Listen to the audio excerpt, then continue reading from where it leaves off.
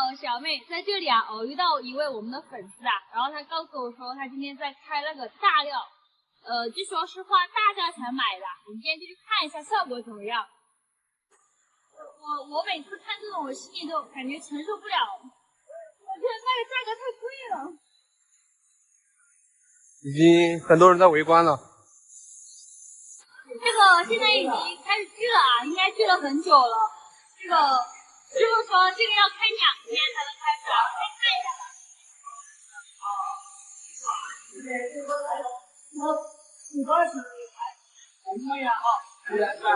满水锅的。这个就是一刀穷一刀富的。后来股份赔了18万啊，后来减18万，减18万。18万，别1块。18万，我的天呐！18万，围观的人好多。现在要开出来了，大家都在围观。他这个我跟你讲，就他这种顶级水锅开出来，做什么圆桌茶盘、圆那个桌子的圆盘，知道吧？原一上面买的是卖不了5、6万，开玩笑。这个之后，对啊，但是看能不能开出来嘛，看你们设的怎么样。你现在紧不紧张？紧张，肯定紧张了。这是金丝楠木阴沉木的一根树根啊，体积非常巨大，树根常年都在受力，所以它的花纹应该非常好。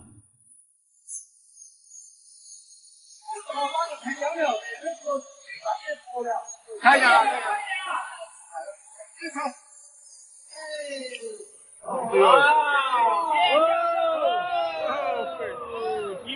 这个水锅非常好，可惜它有点黑色。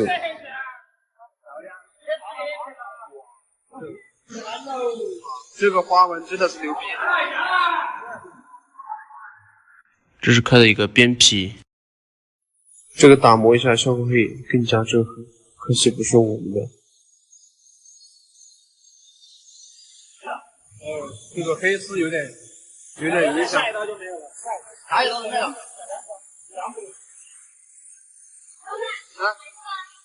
满意。2刀满意。慢点。后面啊！对，星星不能过的。我们打金花人。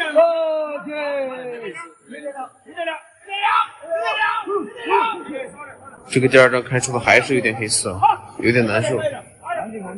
应该是老板有点难受，我不难受。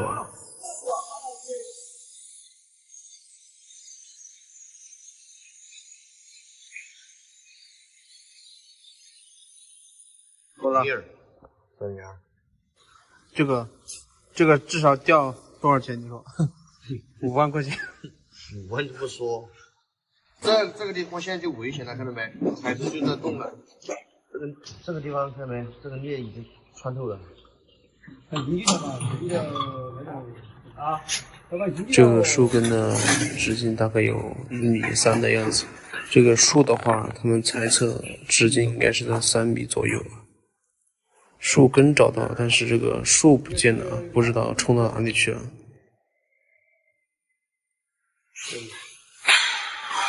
这个越来越少了。那个黑丝越来越少了，但是那个上面的那个黑丝越来越多了。我们在这里等了几个小时啊，这个板终于要开完了，现在已经开了7块出来，还可以再开2块。很多朋友就在想啊，这个板这么大来做什么？其实这个是用来做那种顶箱柜的高档家具用的，它那个面积特别大。然后刚刚了解了一下它那个价格的话，老板是说2万到3万块钱1块，水墨的话是可以开9块。这样算的话，老板还是可以赚9万块钱的。它的成本18万，还有一些开料啊、运输啊，还有各方面开支也不小，还是可以赚一些钱的。那一块的话是上面的那一块，这一块的话是非常好的，因为它的黑丝是最少的，算非常完美，花纹满水锅。好了，我们今天的视频就到这里了，我们今天就先回家了，外面太冷了，拜拜。大家好，我是小妹。大家知道我今天要去干什么吗？最近家具厂啊在做一批非常高端的一批家具啊，然后大家知道是什么吗？就是金丝楠木非常顶级的葡萄柚做的家具啊，一套价值可能就在几百万吧。然后我们今天呢，就是拿一点那个家具里面做家具那个边角料啊，然后拿去车点珠子看一下。我们现在到厂里面了，我们去拿一点。我现在带大家看一下这批家具啊。这个就是最近在做的一批家具啊，顶级葡萄柚的，大家看一下。由于现在没有上漆啊，大家看不出效果。像这样的面板做出来了一套家具啊，一整套，价值的话是在几百上千万。在我们中部地区的话，估计现在只有这一套，以前也不一定是这个套呀。需要用这个面板，就是切下来的边角料车一些珠子，再去拿一些。这里面就是那个家具剩下来的边角料，都是可以拿去车珠子的。像这种一坨一坨的，像这种一块一块的葡萄柚，这里也有，这里也有。然后像这种小块的都可以去车的。我们现在就把这个拿过去了。因为今天这个还没有上油漆啊，等下次上油漆之后，我再给大家拍个视频给你们看一下那个上漆之后农工椅的效果，非常震惊啊！我们现在已经到了，那个师傅现在在做饭，等一下饭吃的给我们车，先等他一下。嗯，那个小个不了。那种可以车嘛？那种啊，快。那种可以吧？那种应该能车到一串，选一下2.0的这个。极品，就是极品，几种极。是吧？哦。那个。我们选出来的这一堆都是可以车的。然后师傅等一下还要再挑选一下，像这种就测不了了，裂了。裂了，车裂纹的吗？哇，这个葡萄太好了，你不给我车，你这怎么你给我车一颗出来好不好？一颗可能，对吧？有一颗我都可以。还有它。这个真是太极品了。这块比较完整。马上开始弄了。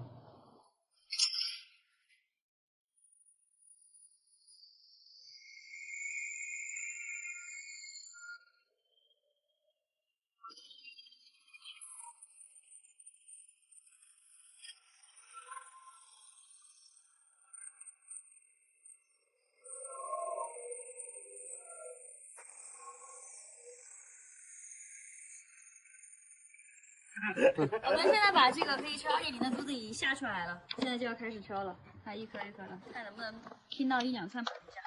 好的问题呀。好，车了，快走，快干，快滚，干他！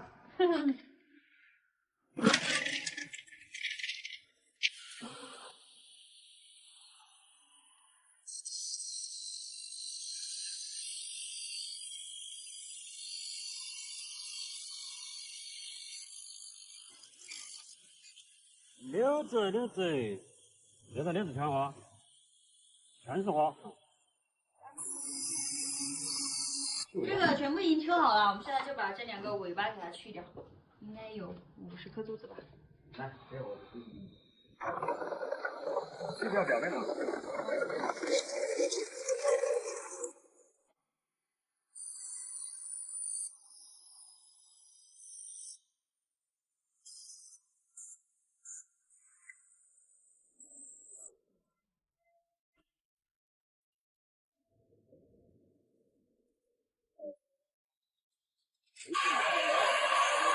这个现在还在打磨啊，我让师傅给我磨了一块这个葡萄柚的，给大家看一下，这个是磨好了的，上了一点风了，看一下葡萄柚什么样子。葡萄柚就是中间每一条都有这样的一条的，然后里面全部都是这个溜子，看是不是特别漂亮？这个葡萄柚是金丝楠木里面最极品的一种花纹，然后这一块其实也是的，因为没有打磨看不到。这样的边角料的我们还有更多哈。然后我们把这个全部车成1.2的珠子给大家看一下。这个车1.2的就极品哦。极品，哇，太漂亮了。极品。你看这个里面都是溜子，这个也是溜子。我看一下。这个就不是了，这个是普通的。哎呀，这是最后一道打磨，那个端出我看一下。然后我们现在要给它打孔，打孔之后再抛光，这样抛出来已经感觉这个珠子还是挺透的哈。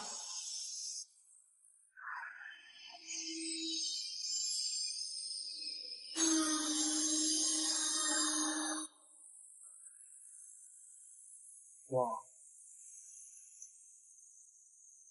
好亮，好漂亮！现在全部挑出来挑一下。有黄色的，有绿色的。嗯，对。现在把黄色的和绿色的已经挑出来了，看能不能穿一下。然后现在就是挑花纹了。2、4、6、8、12克。我们从上午12点啊到现在5点啊，终于做出来2串珠子，看一下，最终匹配上了1串，就是这一串了。因为我们拿过去的边角料有点少啊，然后就把这些花纹最好的挑出来了，翻出来这一串。大家觉得这个几百万家具的边角料挑出来的珠子怎么样？我觉得这个珠子漂亮，还是挺漂亮的，底色非常好，但是跟我预期的还是差了一些。因为那个葡萄溜的现在你是完全看不出来的，可能这一颗看到，这个看到，其他都看不到了。所以一串好珠子真的非常难得呀。好了，我们今天就看到这里了，我们下期见。上期视频我们讲了关于金丝楠木一个真假辨别的方法，今天我们来讲一讲金丝楠木到底具有什么样的价值，和它的价格到底是不是像民间传言出的那么昂贵呢？金丝楠木啊，一听这个名字啊，就感觉价格不菲。几年前我有拍过一期关于8个亿的金丝楠木房子的一期视频，那套房子位于我们湖北恩施市。说起这栋房子的主人还挺有意思的，以前啊他在荷兰做大官，他退休以后就悄悄跑到我们湖北恩施啊，找了一个风水宝地，修建了这么一栋金丝楠木的房子。这栋房子啊，距离现在已经是400多年了，传到现在啊，也不知道是第多少代子孙了。据说啊，现在已经是家道中落了，住着金丝楠木的房子，却还是村里有名的贫困户。后来也是把这栋房子啊卖给我们当地旅游观光，才得以脱贫致富。那么这栋价值8个亿的房子到底是不是真的呢？我听看管的这位大叔说啊，他说这栋房子的价值是北京故宫来的专家根据它的历史价值、文物价值和用料价值来定价的。房子整栋房子全部是金丝楠木做的哈，距离现在是438年了。那么这个在我们全中国经过专家鉴定啊，这是在中国唯一的一栋金丝楠木，整栋房子是金丝楠木做的。那么大家看一下，像这样的金丝楠木，就1000年以上的，都有39根，在这个整个房子里面39根，整个占地面积是120个平方啊。这个房子。其实吧，不管是这栋价值8个亿的房子，还是故宫价值几十个亿的金丝楠木，它们身上更多的是一种历史文物价值。至于现在的一些金丝楠木啊、家具、工艺品、手串之类的，并不能按照这样去定价。金丝楠木属于国家2级保护植物，通常市面上流通的都是从地下挖起来的乌木、昆山老料和一些拆房老料，价格呢也是各有不同的。因为金丝楠木主要是根据它的花纹、尺寸和大小来定价格的。一般来讲，不带花的也就几块钱一斤，花纹好一点的也就10几块到几十块钱一斤。我曾经买过最贵的一块是在200多一斤，那是我目前为止啊买过金丝楠木单价最高的一个原料。它是在长江里面打捞起来的一块60多斤的一个浆料，我花了1万多块钱啊，最后我给它做成了珠子。那个珠子啊，可以说是真的非常完美，克重差不多能达到50多克，属于半沉水的状态了。可惜的是，我当时的生意太火爆了，80多条啊，一天就被抢光了。后来啊，我再也没找到过这种密度的金丝楠木料了。那我们再来讲一讲大尺寸的金丝楠木料子，这种料子一般都不便宜，但也不是像传言的几个亿那么贵。比如这一颗啊，当时的卖价是200个 W。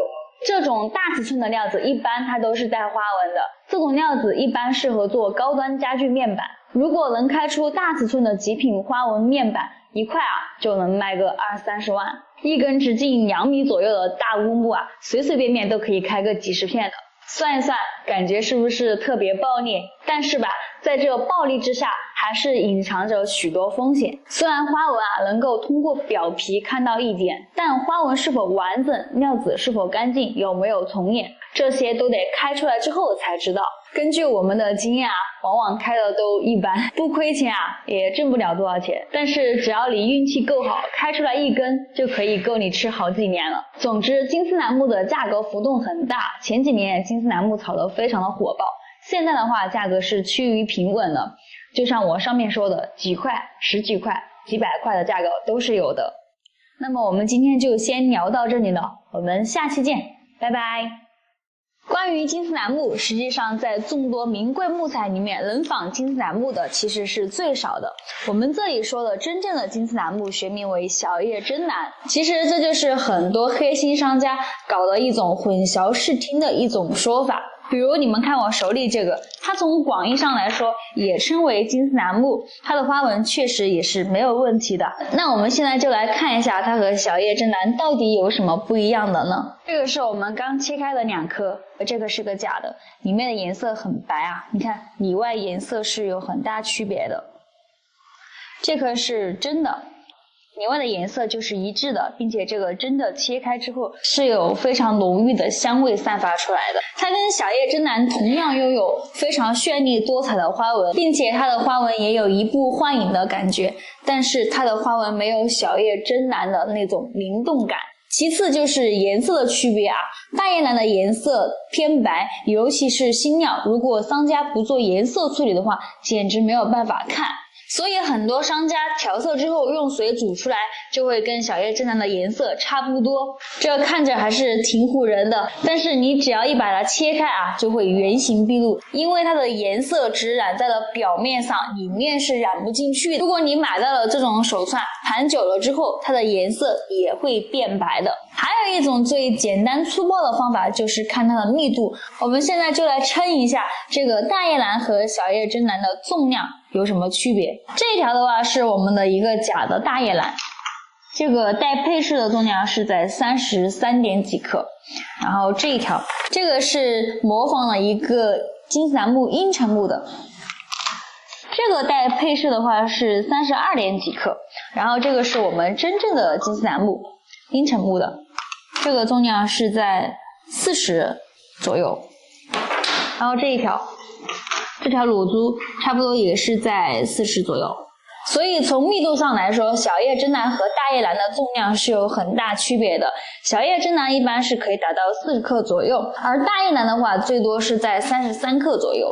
还有一点跟大家说一下，在所有的金丝楠木里面，只有小叶真楠是有带药香味的。当然，如果你的手串盘很久了，它包浆之后，它的香味也会被封锁在里面的。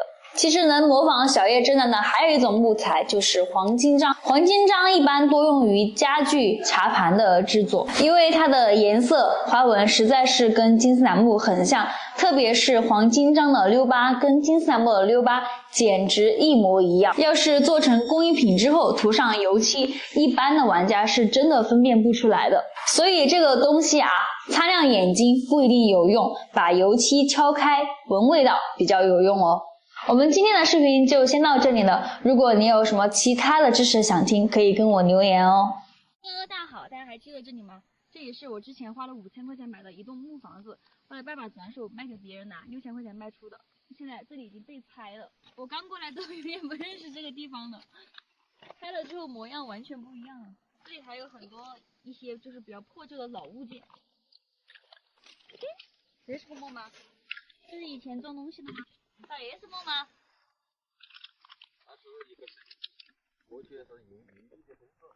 不能一下，爸爸，我知道这是干嘛的。这是1升米，过去的1升米就等于5斤，然后以前不是没有称吗？这个装平了之后，这一盒子就是5斤米。这里还有一个老式衣柜，有点重了就。哎呦，懂了，我好重的。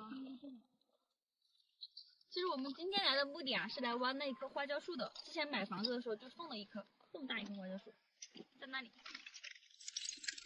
看这种花椒树好大一棵那花椒树种好多年了，很大棵。几10年了？我50年嘛。还挺有，还有这里。这大坨坨，就现在好又贵的，就贵的我们那个屋卖亏了火大。这里好香。当然的。什么吗？哇，这个好香啊！这是个什么东西啊？当然的，看到没得？有快就是个馍。刚刚在这里发现一个宝贝啊，就这个，好香。这个应该是香楠的。刚刚我们爸准备把这个烂木头啊拿回去当柴烧，然后一提这个觉得好重啊，我搬都搬不动。然后这个一锄头下去把这个挖开了，然后一闻这个好香，这是香楠的。看这个，看这个木质好好，难怪它这么重。来，搞不动。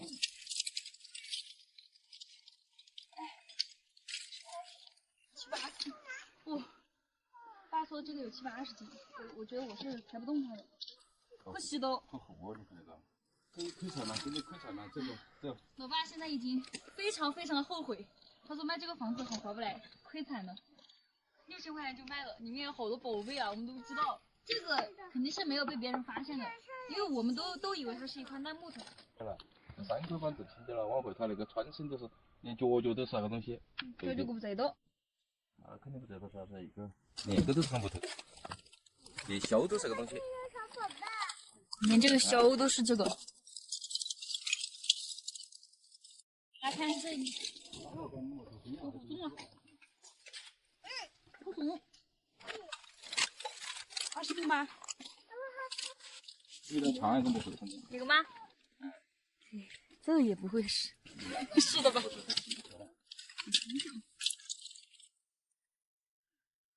哪个好像不一样哎，这个是普通的，大家对比一下，真不一样，我觉得细腻度都不一样，你看。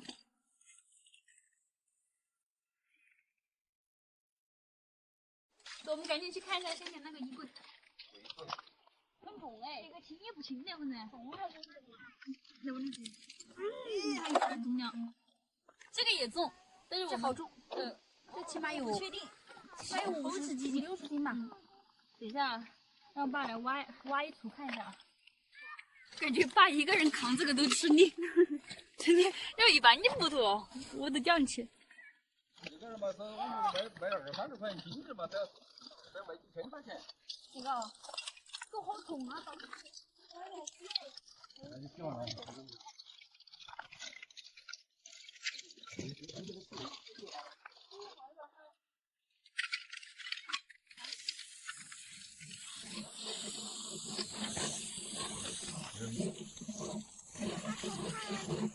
现在已经快洗干净了。本来我们今天的主题是来挖花椒树的，却没想到意外发现了它。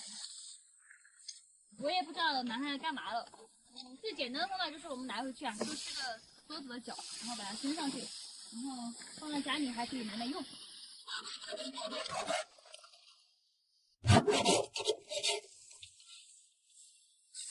刚看了一下，那个衣柜不是楠木的。我记得我们当时花5000块钱买这个的时候，这里面还有很多衣柜啊，还有碗柜啊，还有一些就是比较一些家具之类的东西吧。当时我们也没有注意看，然后今天突然发现了这个，我爸现在肠子都要悔青了。不过还好，最终我们还发现了一块楠木。这个是在这里发现的啊，是猪圈，大家看一下。其他的家具都被另外的那个人全部拿走了，想想也是很可惜的呀。装了一大车柴，现在要把这个花椒树放上去了，收获满满的。哎，我把车子倒出来，我你嘞。大家好，我今天在这里啊，又发现了一块老板废弃的一个金丝楠木啊，然后问他多少钱，他说这个按斤称给我的，花了280块钱买的。这个表面上看的话，这个花纹还是不错的。我们现在就去切开看一下，到底是赚了还是亏了。来，大家看一下这个机器啊，真的太大了，居然是10米乘2米的。我们那边真的没有见过这么大的。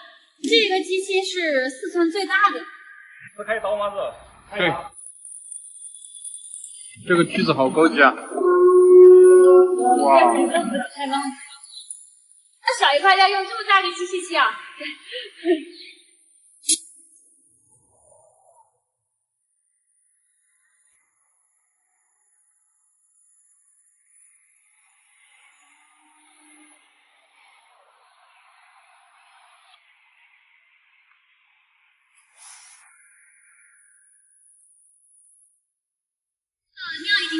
我们现在拿回去啊，给它打磨一下再看。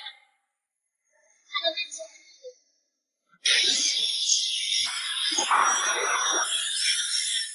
它已经打磨出来了，感觉这个不是特别好看啊。反正你200块钱买过来的，上脸漆看一下效果嘛，应该还是可以的，因为是绿料的，里面是绿色的。哦，绿料是的，那就上脸漆看着。看没，花纹还是特别漂亮，还是绿料的。上去了感觉还可以。对，200块钱买的值了，这个。这个做个小茶盘很漂亮的，我是反正蛮喜欢这种感觉的花纹。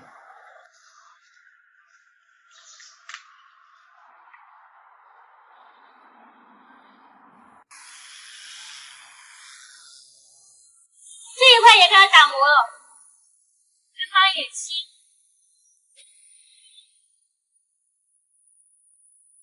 这2块都已经打磨好了。这个的话花纹要好一点。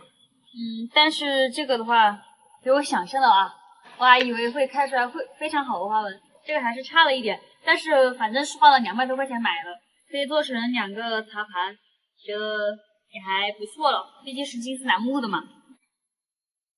它这个绿料的话，我觉得绿还是挺绿的，就是有点偏黑了，有点黑丝。今天我们的金丝楠木就开到这里了，在这边还有非常多的像这样的边角料，然后还有这种小块小块的边角料，都是论斤卖的啊，也就几块到10几块钱一斤。好了，我们今天的视频就到这里了，我们下期见，拜拜。真的是太完美了，真棒啊！我最喜欢的一个。大家好，我是瑶妹。大家好，我是瑶妹。大家好，我是瑶妹。大家好，我是瑶妹。现在已经是晚上8点了。我们今天过来开一个金丝楠木的营啊。我们今天又要去谈一笔大生意啊。今天我们要去开料了，今天我们又过来收料了。还是在家养开金星孩子的，结果没想到他们说有人超过了金星，就把我带跑了。买了很多的海蓝黄花梨啊，在这里。今天我们带大家去见一根小叶子檀，龙绿料的。我们又看中了一根小叶子檀的688料，今天的主角就是这一根了。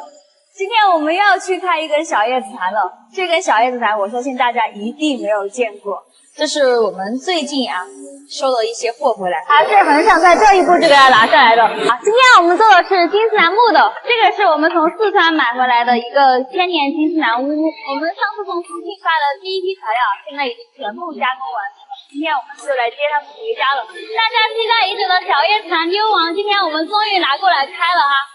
跟大家讲一下这个小叶子檀，我们真的是费了非常大的精力才给它买下来的。我买这个料子，我陪他喝酒的，我至少吐了3次。为了这一颗买了这一半吨，软磨硬泡了半个小时。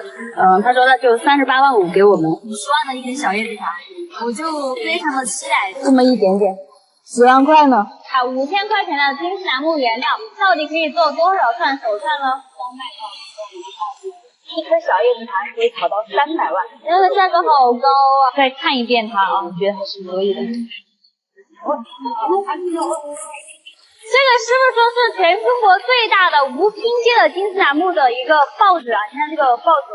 现在已经是把它固定好了，我们要上面先开礼包，看一下它的效果是什么样子。现在过来围观的人也是2、30个身份。天哪！我现在不敢收啊，他们要开贴了。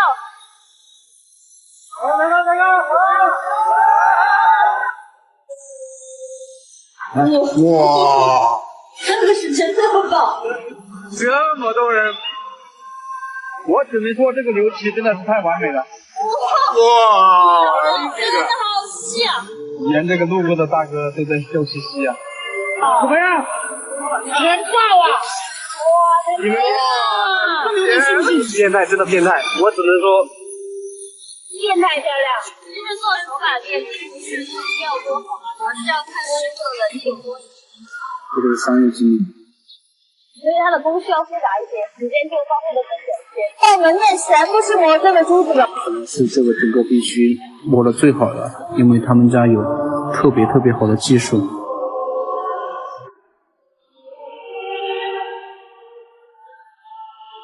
实在是太多了。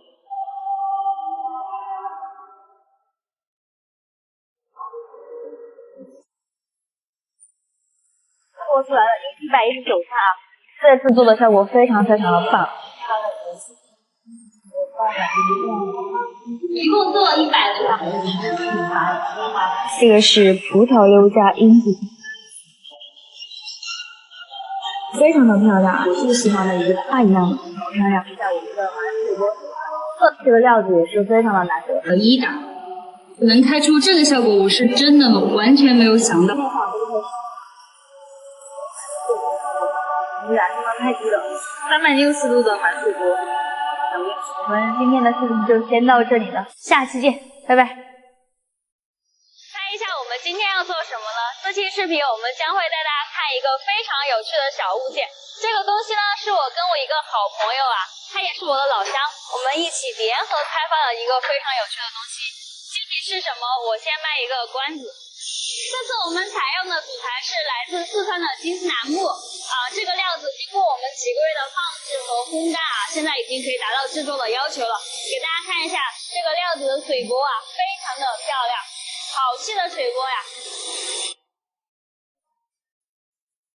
我手里这个东西就是我们今天所需要的一个料单，我们会让师傅根据上面的信息把我们所需要的材料给它下出来，然后进行一系列的打磨、抛光、拼接，就可以制作我们精美的这个小东西了。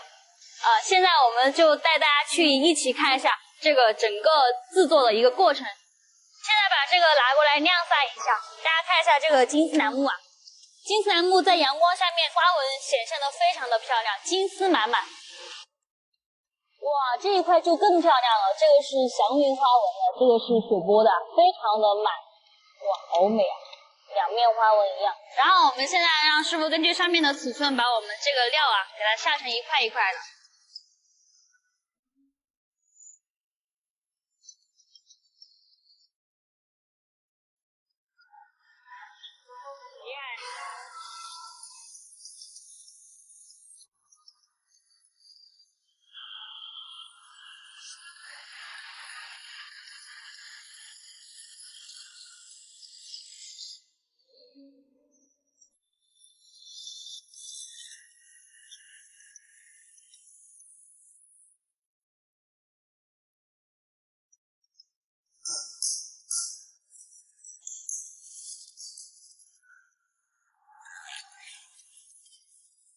这个就是我们上次开好了板，经过2个星期的烘干，现在已经可以进行下一步制作了。我们这一步制作就是要把它拿过去人工雕花，这个设计的一个图案已经出来了然后像这个我们雕花之前呢，需要进行一步清底。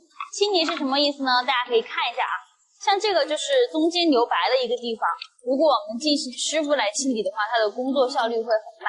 我们先用机器给它清底，然后这些有雕花的地方，我们就拿去师傅给我们雕刻。现在我们去机器上清一下底吧。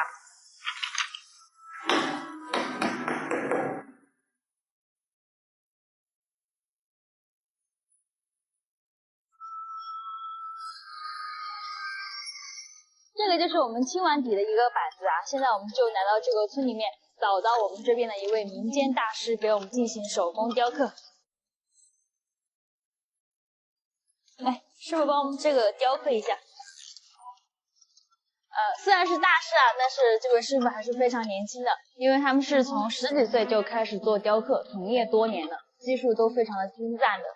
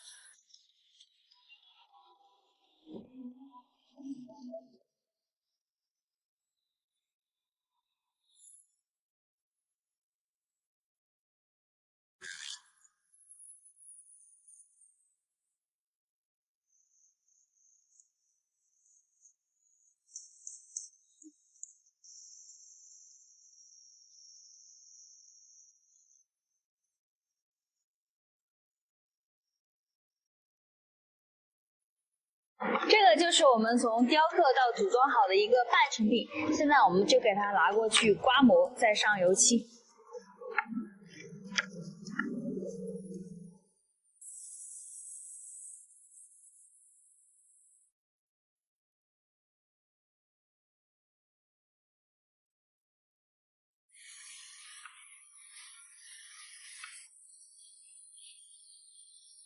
看这种，水墨出来，对，老是看这种感觉。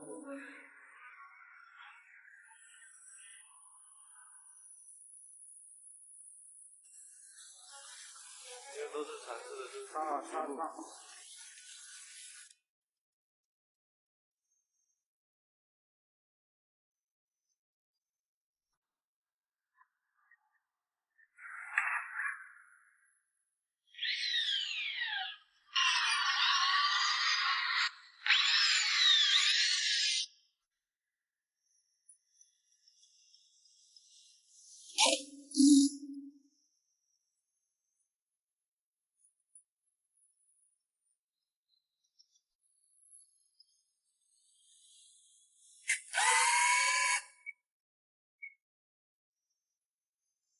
看到这里啊，相信很多朋友都已经看出来它是一个什么了。它是一个非常古典的一个留声机，同时它也结合了我们很多现代的一些功能，比如说它有蓝牙功能，还有 CD， 还有收音功能。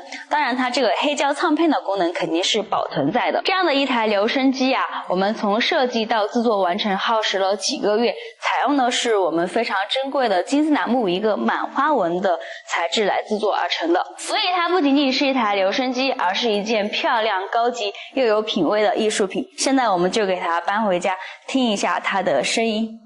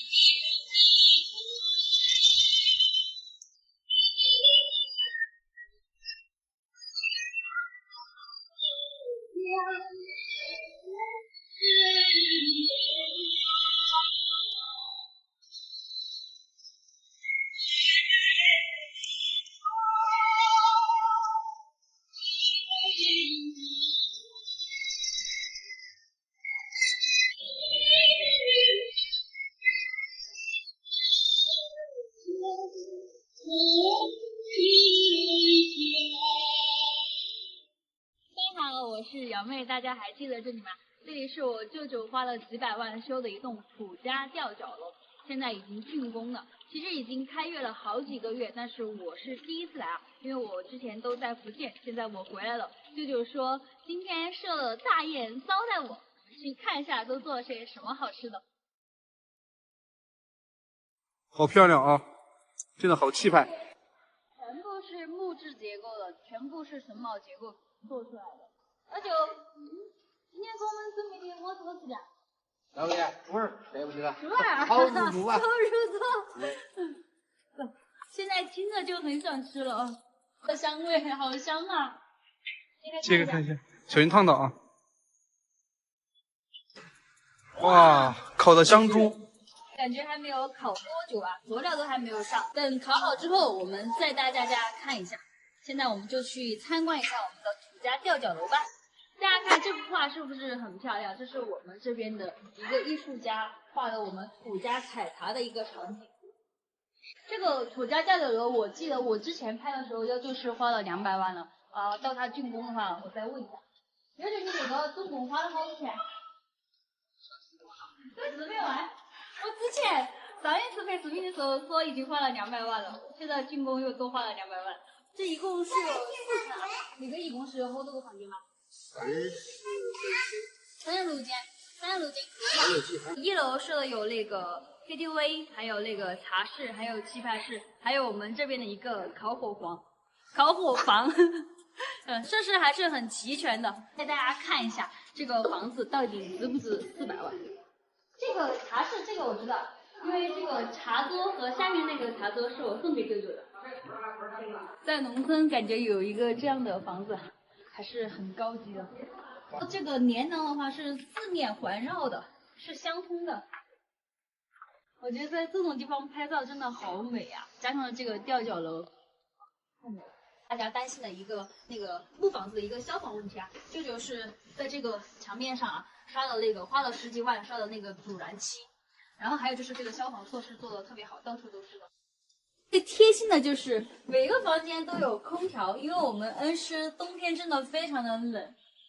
给大家看一下我们里面的装修怎么样，里面也全部都是这种木板的。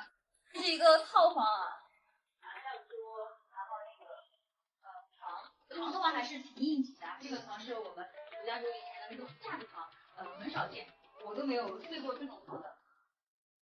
这边还有一个像那种客房、家庭房的那种套房，然后这有个厕所，这里还有一个床。开门还可以看一下外面的风景。一开门就能看到这么漂亮的风景，不错吧？在这个上面空气真的非常的棒，然后我感觉整个人的心情都非常的愉悦，很舒服。刚刚转了一下，觉得舅舅花这400万还是很值的。站在他的角度来说啊，因为他不是说想通过这个农家乐来赚多少钱，因为这里的客流量并不是很大，而是他很喜欢这种古朴的东西，想把我们土家吊脚楼能够传承下去，这也是一种情怀吧。现在我们就期待一下我们的晚餐吧。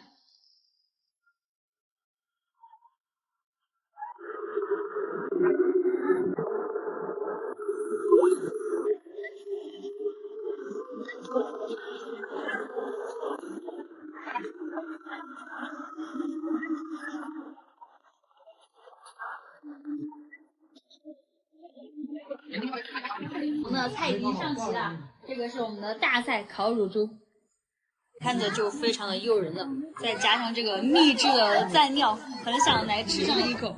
还有我们很多土家的特色菜，扣肉，还有蜂蛹。这道菜的话是我们的药膳哈包鸭，这个已经炖了1天了。这个哈包鸭的话就是我们这边的土鸭子，这个营养价值非常的高。然后这个是我们的酸萝卜泡菜，这个是水酸菜。现在我就尝一下这个烤乳猪，看下这个皮呀、烤得非常的焦。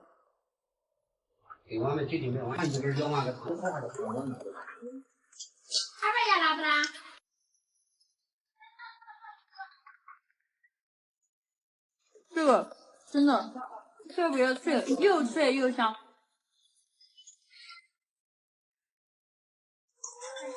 等一会儿妈妈给你一点，我知道给你，这是给你的。它就是那个肉很烂，但是它也没有完全的就是很松散那种感觉。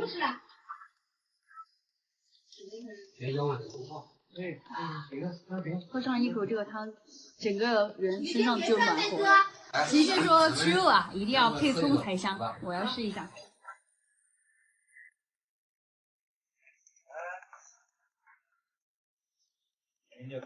确实不错，是香的是真的。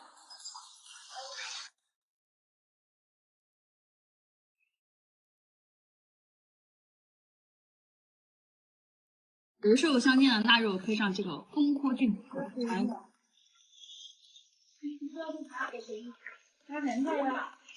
把这个是我妈给你看一会儿。每一道菜都太美味了吧！最后感谢大家的观看哈，如果大家有机会来人市玩，可以联系杨妹哦，杨妹给你们免费安排吃住哦。今天就到这里了，拜拜。无事牌又叫平安牌，表面平整光滑，寓意平平安安、无事即无事、驱灾免邪、平安健康的寓意。这批贡木牌品质相当的 OK， 满黑有全玉化的品质，还做了雕刻的那种12生肖的，都是全玉化的，还有龙鳞底的。每一个都非常的精致，都是师傅手工精修打磨。全部没有用机器去雕刻，透光感相当的 OK， 因为它已经全玉化了，还有蛮咖啡浓的，我把它叫为咖啡浓。Hello， 大家好，我是小林。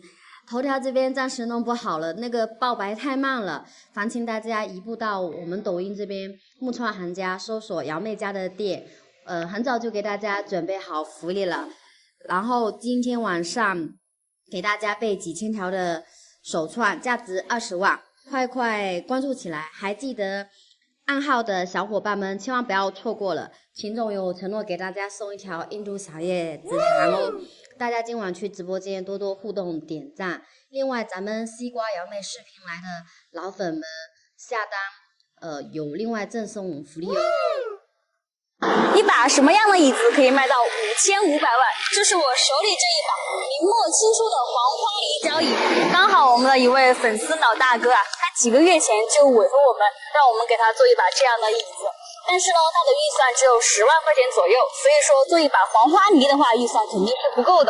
我们就建议他做一把全无拼补的小叶紫檀。现在呢，我们就在这个小叶紫檀的原材料选购市场，我们的第一步就是去选原材料，走吧。这个是我们提前做好了1比1的模板，我们将会根据这个模板去挑最合适的料子。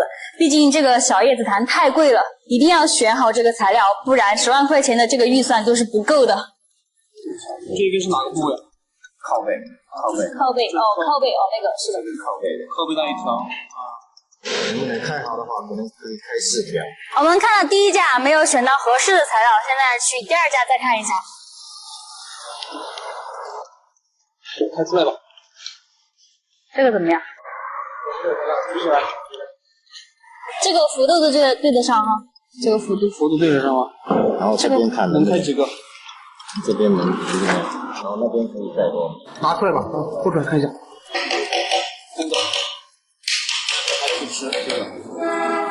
后来我们问了老板料子的价格，发现均价都在600以上，因为它全都是这种很长很长的特材料子。这种料子适合做罗汉床之类的古典家具，所以价格很贵。如果我们做这种特材的话，10万块钱成本的预算肯定差一大截。我们做交椅的话，只需要短一点的、弯一点的料子，这种料子价格一般在300元到400元之间，比较符合我们的预算。实在买不到，我们就买这种大料，然后全新的吧。那一节弯曲的那个地方，能不能单独锯给我们？可以吗？300多什么价格？1200。这个1200。这个料子1200。我们切了，我们不是。要是买这个1200的做交椅，我跟你讲20万的下不来。那确实。为了寻找交椅制作的原料，我们逛了半天时间，终于找到了一批适合做交椅的料子。这种料子长短合适，价格也相对长料来说更有优势，并且这种弯曲的短料更匹配交椅的气息。选择颜色均匀的，还要看料子的流性，所以选一根都很难。那就把这个先把这个剪一边嘛。这多少钱一斤？这个？这是350。350。因为这个弧度呢，做出来的这个都挺漂亮，那比那个细烤弯的更好一点。这个弧度对的很漂亮，对，刚刚完全吻合是吧？我们买竹子料买特别多，经常就会吃这种亏。这块料子我们当时看着非常不错，适合开交椅的踏板，价格5000多。如果能开出3片踏板，那就很划算，因为这个踏板单买1片需要3000多块。然后我们就去开了，结果是1片都没开出来，料子被人动了手脚。没办法，开料就是这样子，存在太多不确定因素，我们也已经习惯了这种情况。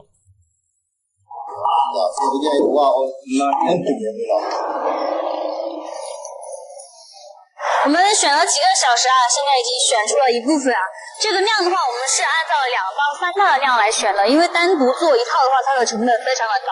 现在我们把这个扶手这个位置已经全部选出来了，还有这个腿，就是这个交叉条的位置选出来了，还有这个板子的话，这些是还没有选出来的。我们现在把这个装车，然后再去选其他的材料，先把这个短的装上去吧。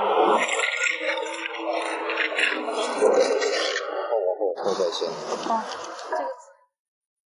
现在天都已经快黑了，这就是我们今天一天的收获啊。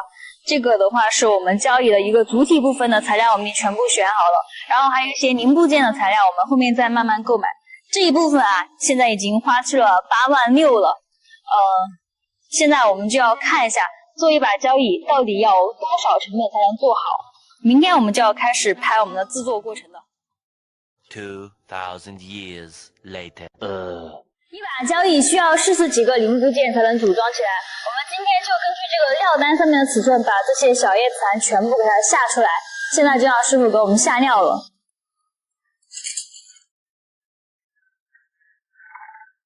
交椅看似简单的一个物件，制作起来却颇有几分讲究。从我们传统文化来讲，应该多注重其器型的韵味。明代交椅以造型优美流畅而著称，它的椅圈曲线弧度柔和自如，俗称月牙扶手。而这器型这种东西，则需要有着老道经验的师傅才能精准拿捏出来。当然，我们在选择原料时，也是会根据每一个部件的弯曲程度去尽量匹配，不做人工弯折，更能体现出交椅的优雅韵味。我们现在开了2根啊，有一根开的是非常的完美，就是这一根，这根是可以做的。但是另外一根的话，像这一根啊，它中间已经开裂了，这个就要用来做其他的了。所以说，这一个无拼口的小叶子盘成本真的是非常的高，里面的具体情况都是要开出来之后才知道。同样，这个也是开裂的，也是要只能做其他的，能用的地方特别少。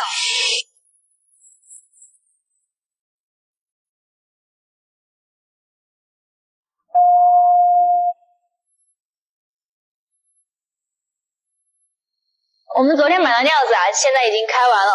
开料真的是非常讲究运气的，大家看一下，这根料子其实是我们刚开始是非常担心的，但是它开出来效果真的非常的棒。无论是从它的材质啊、油性，还是它的一个完整度来说，它都是非常完美的。但是大家看一下这一片，这边是我们打了一个打磨之后，觉得这一块也是非常完美的，但是对开的时候发现里面已经白芯了，所以像这种的话，我们利用价值的话就不高了。能用的部分就是像这种地方了。然后这个的话，我们开的也是还不错的。然后开到这一根的时候，里面又白芯了，看到没有？大家看这里面又白芯了。这种的话就是开着开着，中间开裂非常严重。这个本来是可以做2条的，但是现在我们只能利用上1条了，这边是拿去浪费了的。所以像我们做这种完全无拼补的话，成本真的非常的高。现在我们还得去再挑一些料子回来。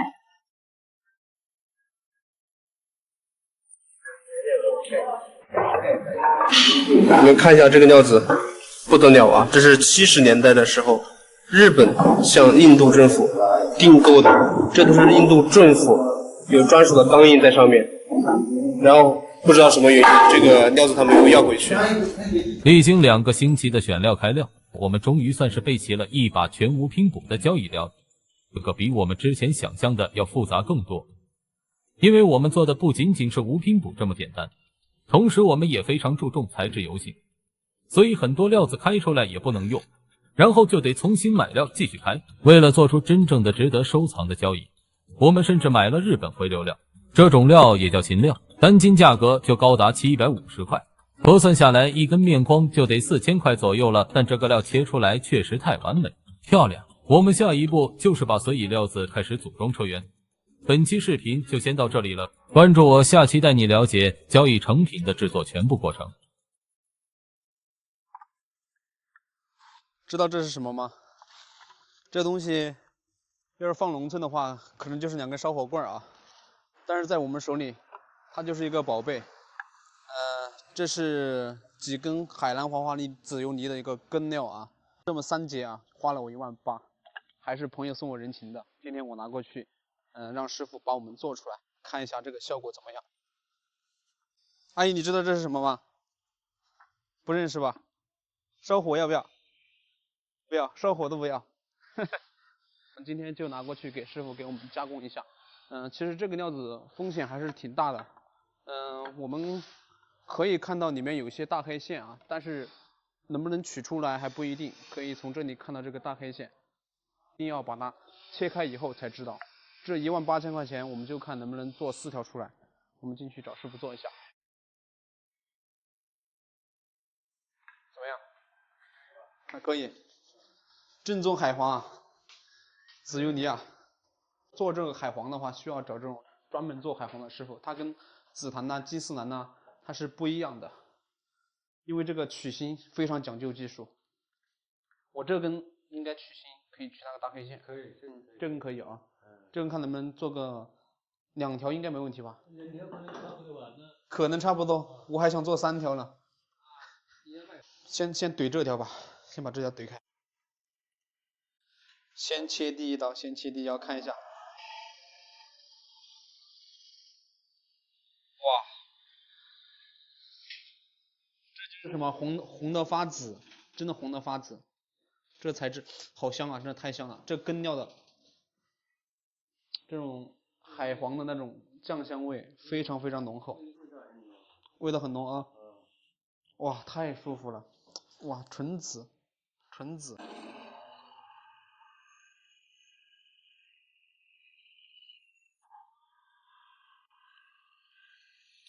效果，你取中间根本没有黑线，你取旁边的话呢，可能又取不下来，它的线就黑掉了。我今天本来就是把希望寄托在他身上的，但是没想到这个料子，出现了这么大的变故，所以说开料的话就是这么有风险。现在情况是这样子的，如果说我们做20的珠子的话，它这个黑线我们就完全取不了，因为黑线是非常非常漂亮的，所以我们干脆把它改成25的，25乘20的，一个算盘珠，这样做一条应该很好看。这个根子啊，这个你们看一下，这是帝王紫啊，这个帝王紫啊，这可以做牌子的可以。还能取3颗，说不定。3颗搞正颗不行啊。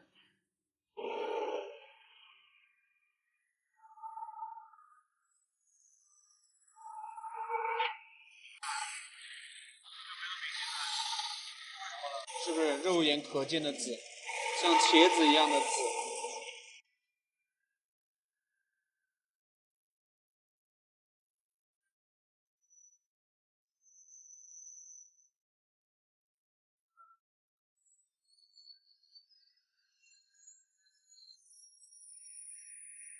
这个珠子我们完全不用做任何胶膜，因为我们家本身也不做这种胶膜的珠子，它有毛孔就是有毛孔，我们就是要让它那个油性可以沁出来，然后很自然的可以包浆。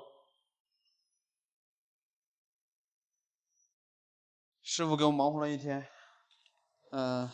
做了5条出来啊，我们拿过来3条料子做过来5条出来，数量上还是非常可以的，唯一的缺点就是这个花纹不是很好，但是那个紫油泥特别紫。我们拿回去看吧，因为这里光线不太好，还是很好看的。走吧，辛苦你了，搞1天了，天都黑了。今天这珠子虽然花纹没有达到预期效果，但这种紫色却是非常难得的漂亮。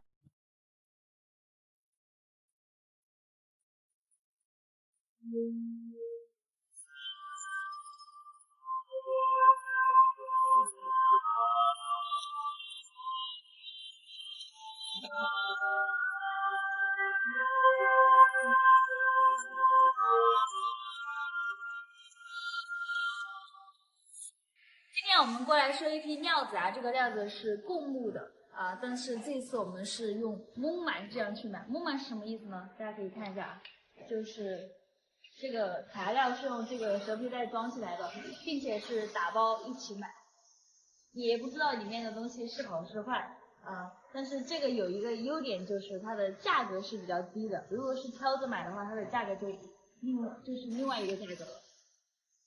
从这个缝隙里面去看一下，基本是看不到的。感觉没有黑油，是吧？明料的话，价格就是翻了很多翻了。这边看那个窗，这里，这个窗，这里这种，这种的话就是明料，玉化料，然后开了窗的，然后这个是农林的，所以这种的话，很贵，也要很贵的。这种明料就是要800。太贵了。怎么搞？陈宝，准备搞几吨？我们商量着看一下要不要先买个几袋气。买几袋试一下。大家商量说先买2袋试试，毕竟这种买法我们也是第一次接触。这里一共是10几吨贡物，然后我们是准备这样蒙买的话，这个价格就会要便宜很多很多。大家刚刚看到的那边那个是一个明料啊，农林的，它已经开出来了，那个就是要800一斤。这样买的话便宜很多，但是这个不确定因素的话就太多了。我们今天的话就是先准备买几袋，然后去先试一下水，看出来看开一下的效果怎么样。最后我们每个人随便拿了1袋。这到时候估计都能打。行云流水。这是你的了。这是我的。现在就去开奖啦！切蛋糕呀！这事情得有你了。真的都是多大方，全部过了，全黑了。哇！你看，真的黑的，这骗你干嘛？这跟空运没有一样的。哇，这个油信号。有那个空工的。我希望你们多挣点啊！目前看起来好像还不错。贡木这种原料一般来说是越黑越好。也是黑的。哇，这个。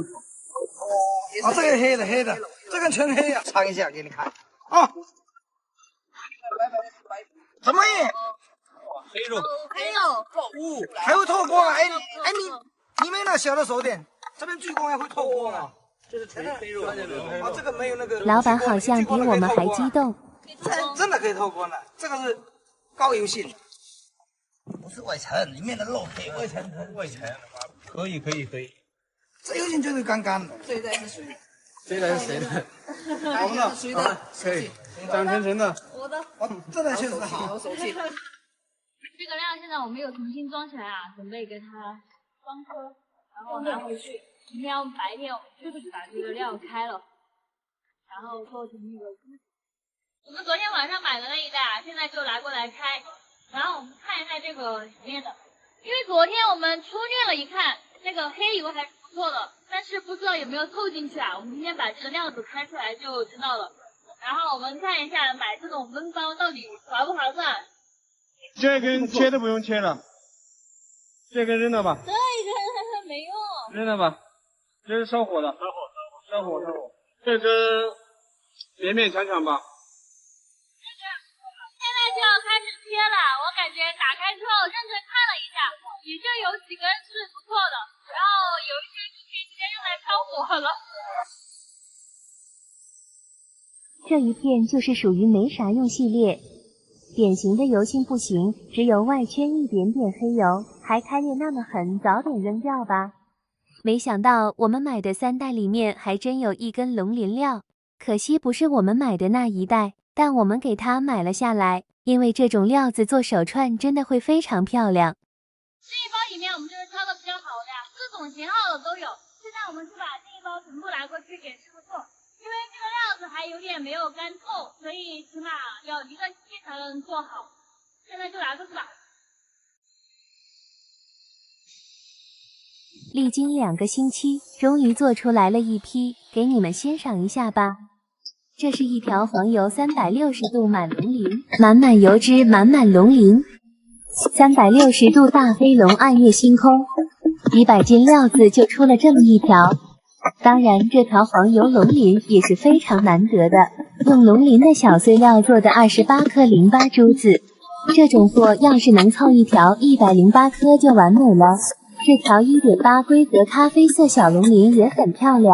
这个也算得上是360度了。0.6的全黑油龙鳞手串，油性太棒了，适合小姐姐佩戴。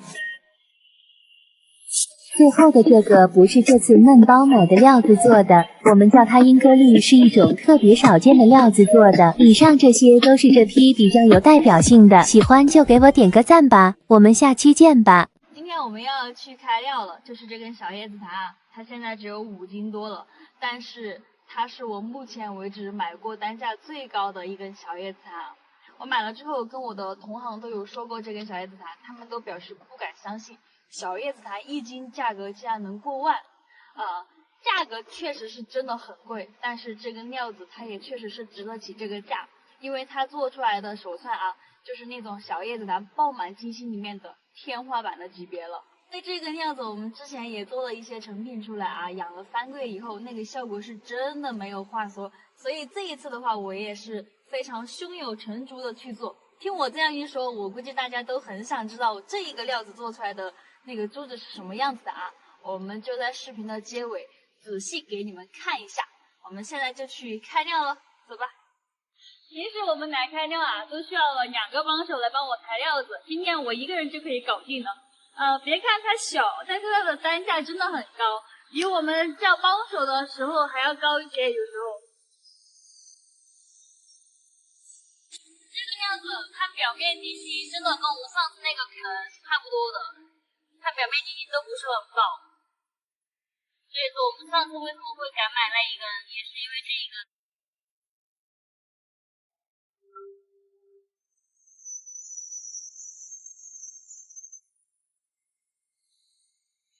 好了，现在给大家看一下这个线，这个晶芯真的也太满了。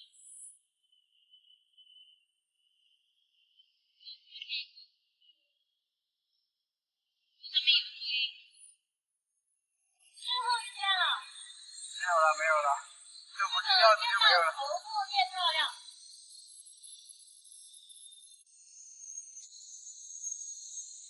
我们现在是把这个拿去打成珠胚。快帮我们打一下这个珠子，太麻了。打这个珠子啊，一定要交代好师傅，因为很多师傅他不懂料，他就是随便的打一下啊。我们这个是非常珍贵的，所以我一定要跟师傅好好说，让他好好给我打一下。做这种好珠子啊，还是得找非常专业的师傅，让他仔细，然后又专业才能做。因为有时候做出来可能少1、2颗珠子啊，就会影响一整串的一个效果。所以说，这个每一颗我们都不能放过。我们这个小珠子啊，终于做好了，一是做了3天才做完啊。这个一共是1000多颗，差不多能做10几条啊，这么一点点，几万块呢。我们现在就给它拿去给它水磨一遍。我们现在到了这个水磨的这个地方，这一个门面全部是磨这个珠子的，全部都是。这个是要磨几次吧？反复的。是磨1次就好了。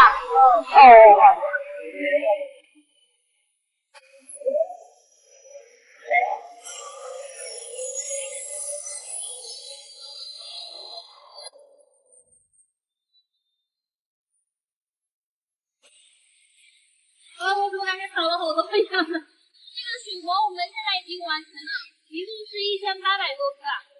这个磨出来之后，这个晶芯看的都已经很明显了。打磨之后它就会更加明显，再养一段时间非常满。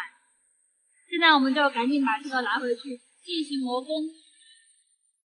由于我们前2天比较忙啊，所以说打磨的过程我们就没有去跟进。现在这个已经全部做好了，一共是1000多颗，可以穿个15条左右。